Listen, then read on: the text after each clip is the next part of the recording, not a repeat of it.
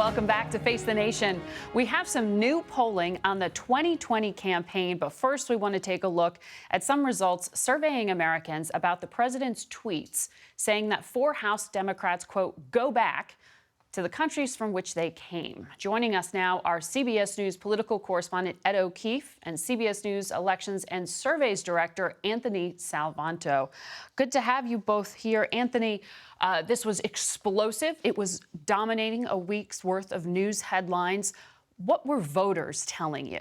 Well, at a top line level, you could see what you might have expected, which is partisan splits on this. A majority said that they disliked the tweets, disliked what the president said. Democrats especially called the tweets racist and un-American, but Republicans said the media made too much of it. They thought the tweets were not racist. They thought the tweets were pro-American. And, you could see some of the political wheels starting to turn, too.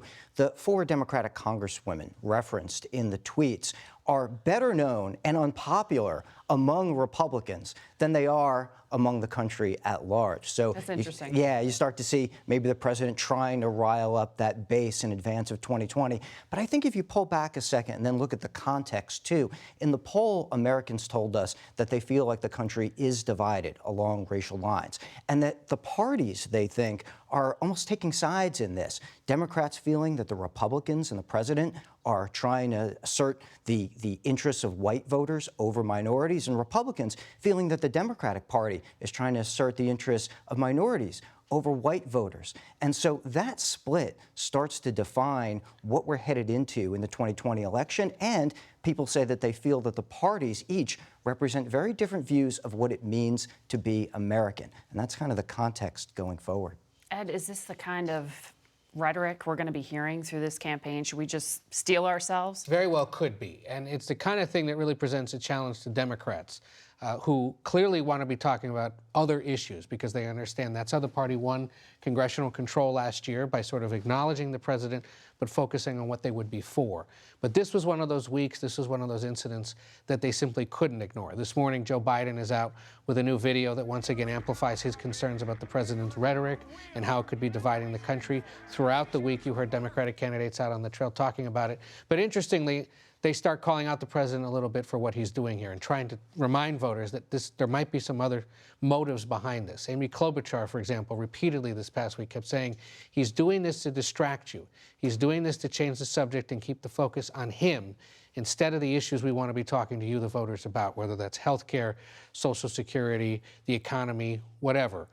Has a point about that, and it's one that I think Democrats will continue to make. Okay, let's get to where the race stands right now. Our CBS News Battleground tracker focuses on the 18 early Democratic caucus and primary contests, starting with Iowa and up to and including Super Tuesday.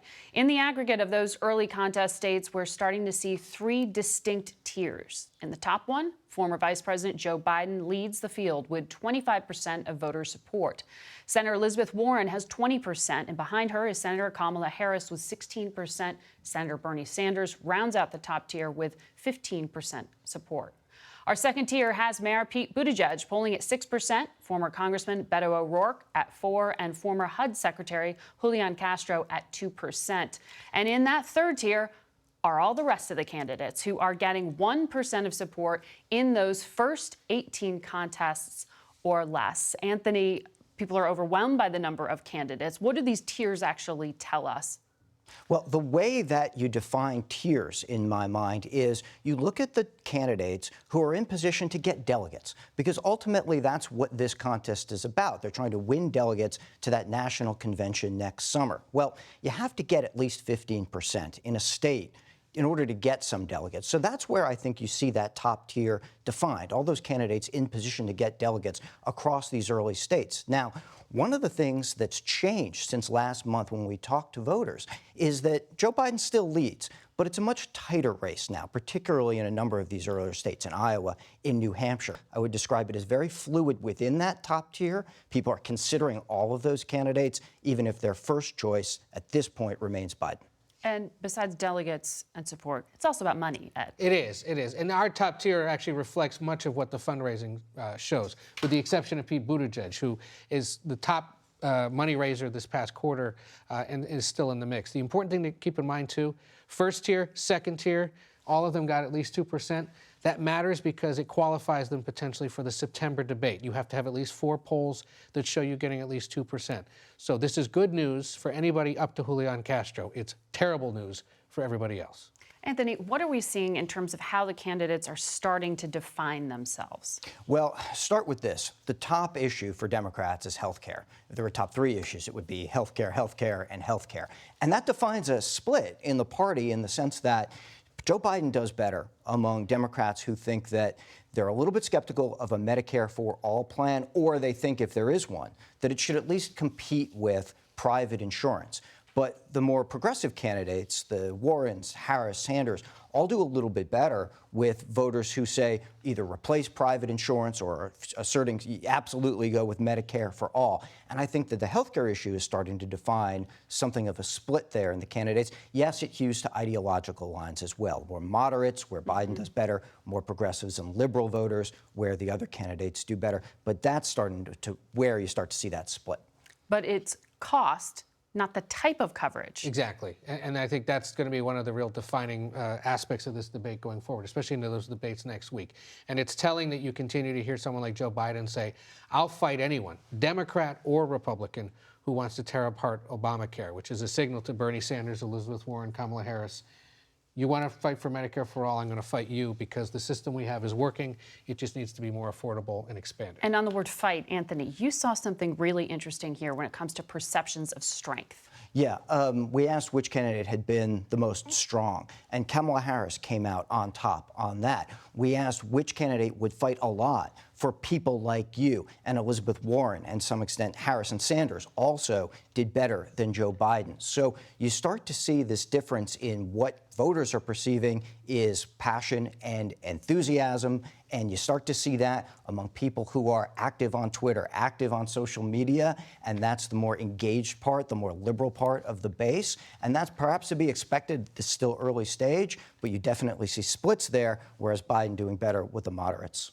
Anthony and Ed, thanks very much. And all of you can see the full results of our CBS News Battleground Tracker, including state-specific polling, on our website at cbsnews.com.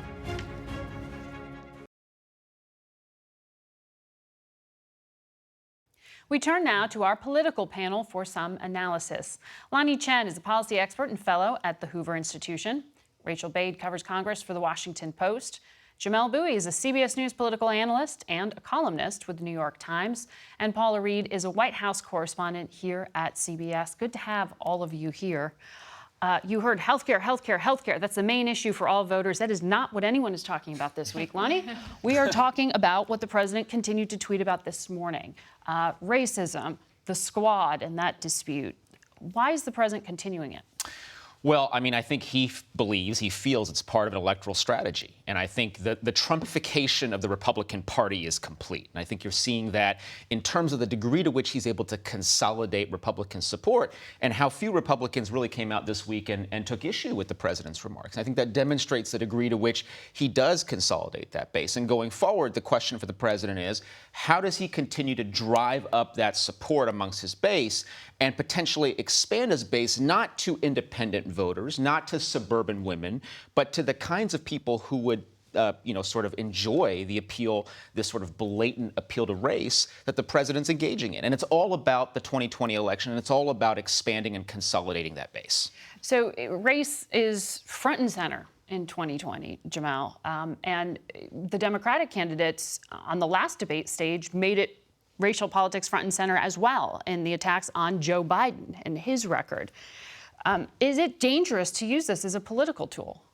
I think it's important to distinguish between what we saw on the Democratic stage and what the president's doing. I think what we saw on the Democratic stage was an attempt among Democrats to sort of reckon with the legacy of their party's history, Joe Biden's history specifically, but largely an attempt to win back certain voters by white suburbanites, non-college white workers, by triangulating on issues like desegregation, on crime, on welfare, and trying to move away from that as the party becomes more diverse, as the party relies even more on African Americans and Latinos and Asian Americans, versus what the president was doing is trying to summon up the same kind of fervent energies from the 2016 campaign to drive up support among his base. I think it's important to say that those kind of remarks are very unpopular with the public at large.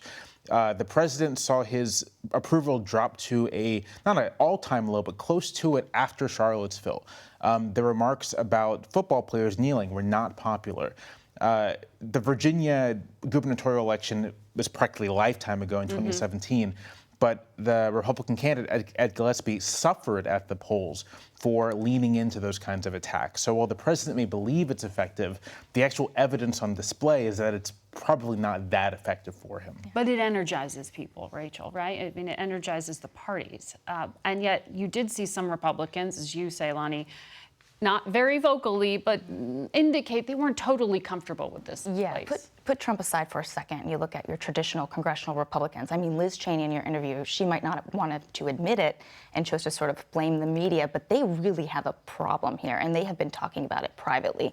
It is one thing, and Republicans all agreed, and Democrats would say they did have a strategy here to single out these 4 women and talk about their policies and the fact that they support socialism or socialistic agendas of some sort.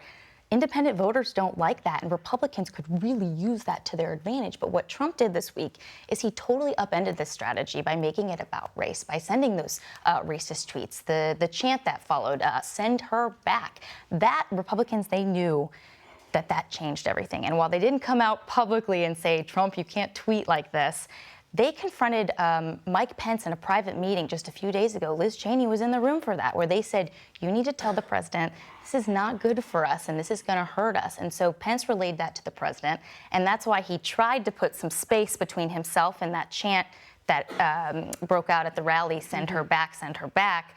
But we know the president. We know that sort of he returns to his gut instinct, even when people try to pull him back from what he wants to do. So, the question is, how long is he going to try to separate himself from that? And, will he do this again? Well, this morning, the president's tweet was, these individuals are incapable of loving this country. Paula, how is the White House handling this?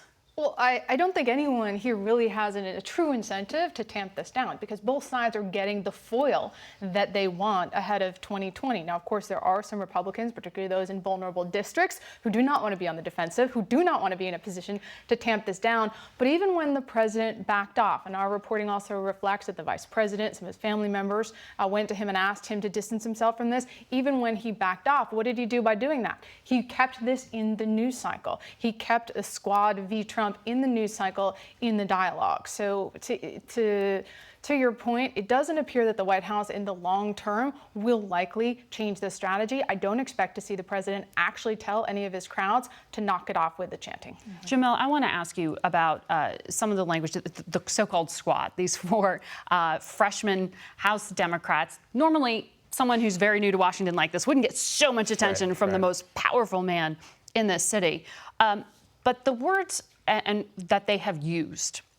Alexandria Ocasio-Cortez referring to Border Patrol detention centers as concentration camps. Republicans have said that is disrespectful to Jews murdered in the Holocaust. Ayanna Pressley, the congresswoman from Massachusetts, she is being called a racist because she said, when speaking about elected representatives, we don't need any more brown faces that don't want to be a brown voice. We don't need black faces that don't want to be a black voice.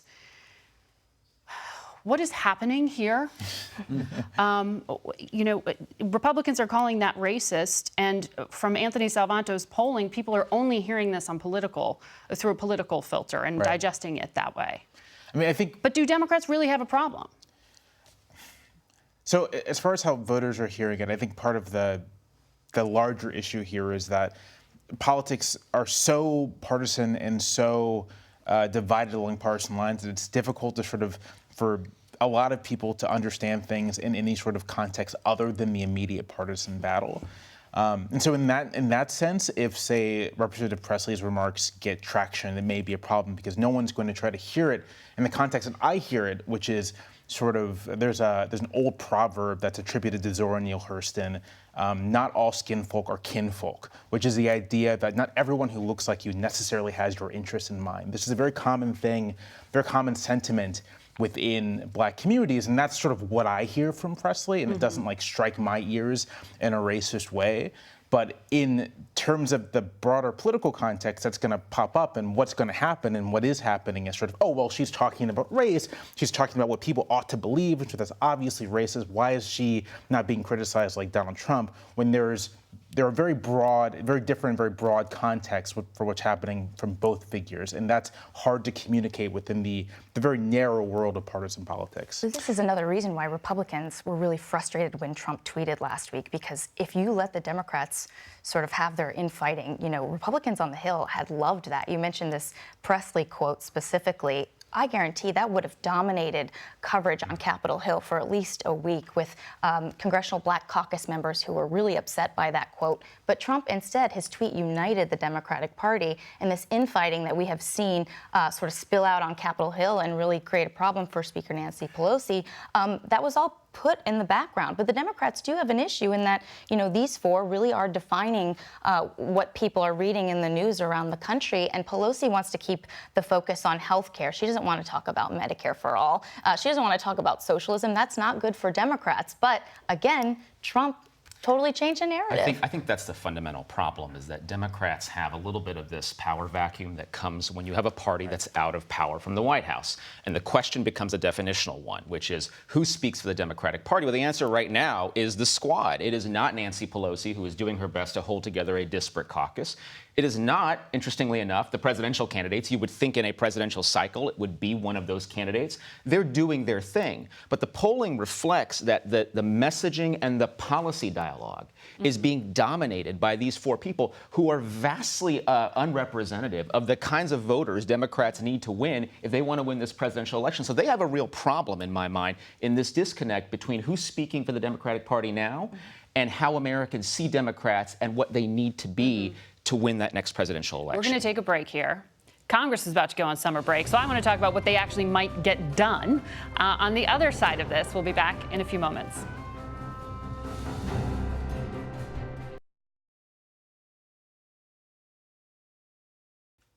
We're back now with our political panel. This week in Washington, it maybe must-see TV, or maybe America forgot about that 2-year-long investigation, Paula Reid, led by the special counsel Robert Mueller into Russian election meddling in 2016. He will be forced in many ways to answer questions. This isn't an appearance he wanted to make. What do Democrats actually think they're going to hear from him, and what is he prepared to say? It was so interesting to hear Schiff saying he wants him to bring the Mueller report to life. I'm not sure what that equates to, the audio version of the Mueller report, but anyone who thinks that this is going to sizzle or be entertaining or really reveal new things about this investigation, sadly mistaken. As you said, this is a reluctant witness. Special counsel Robert Mueller is just not that into us, the media. He only engaged in about 2 instances in the entire course of his investigation, and he made it clear in his prepared remarks. He said, I hope this is the last time I have to talk about this. So in the course of the several hours where he will be answering questions, he is likely to stick to his report, to not want to go beyond the confines of that report. One area, though, I think where Democrats could potentially make some progress is on Attorney General William Barr, to clarify the discrepancy between the former special counsel and the Attorney General, because that's not in the report itself. That all happened after. Barr testified he wasn't sure if Mueller agreed with his conclusions, but Mueller sent him a letter. He called him. So I do think there is the opportunity to maybe undermine the credibility of the Attorney General, but Republicans also have a huge opportunity here to address the origins of this investigation. They don't even need Mueller to say anything. Just rereading those text messages between Lisa Page and Peter Strzok undermines the credibility of not only this investigation, but also the Clinton email one. From the FBI. Yes. To refresh people's memories. Rachel, Jerry Nadler was on television, the House Judiciary Chairman, saying that there is clear evidence of high crimes and misdemeanors, and talking about what he expects from Mueller. Those are clear words as to what he has in mind. Is this all about laying groundwork for impeachment? For some Democrats, absolutely. And that's where there's actually a division going into this hearing about what do Democrats actually want to get out of this. I mean, the leadership, Speaker Nancy Pelosi, who is against the idea of impeaching the president, they are hoping that Mueller comes in and sort of lays out some of these instances of potential obstruction of justice, and that people see that. It hurts Trump's poll numbers. And, only about 3% of Americans actually read the report. So she's hoping that people learn, and this hurts Trump in 2020. Now, people like Jerry Nadler, who he hasn't come out publicly for impeachment, but privately he has been pushing the leadership to start, and about 90 other Democrats in the House who have called for impeachment to begin. They want this to be sort of a watershed moment to see the number of Democrats who support impeachment actually grow, and potentially even independents who are on the fence on this to come around to their side of thinking. Now, there's a lot of skepticism that that is going to happen, but the fact that Jerry Nadler is going on TV and saying that he is thinking Mueller's going to lay out high crimes and misdemeanors shows that Nadler is getting closer to that point, even as the Democratic leadership is not.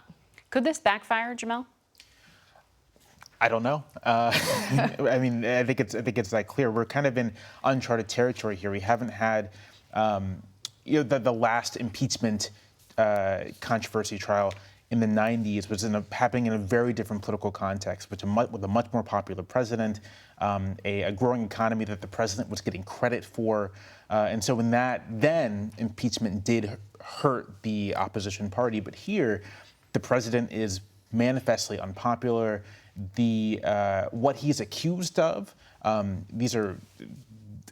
think there is a appetite on some Republicans in the public willing to say that the president has violated norms and standards here. And it's entirely possible that pursuing impeachment in this particular instance could end up worsening Trump's position versus backfiring against Democrats. But again, I think it's difficult to say because this is a unique situation. There aren't very many guides in the past for understanding what is going to happen going forward. And Lanhee, this is one of the last things that happens before Congress goes on summer vacation. Policy-wise, anything in the future? Well, we have the debt ceiling, and again, this is sort of like the Washington, let's go up to the cliff every couple of years because we can't stand stability. Let's figure out a way to compromise economic growth, and let's figure out a way to compromise everything that potentially is going right with the economy. So they're going to have to figure out the debt ceiling. Some are saying it's going to be in the context of a larger budget deal. Now, that budget deal potentially, I think, exposes fractures on the Republican side, right? Because you have some fiscal conservatives like the current White House Chief of Staff who believe that fiscal responsibility element is extremely important. Some even suggest the president's there too, that he might want to go there in a second term. And then you've got a lot of Republicans who say, forget fiscal responsibility. It's not popular. Nobody cares about it anymore. So why worry about it? So those divisions, I think, are going to be very real. And clearly it's to the benefit of the president to keep this situation put off until after the election. So there is huge incentive to get a deal done. All right. Thanks to all of you. We will be right back.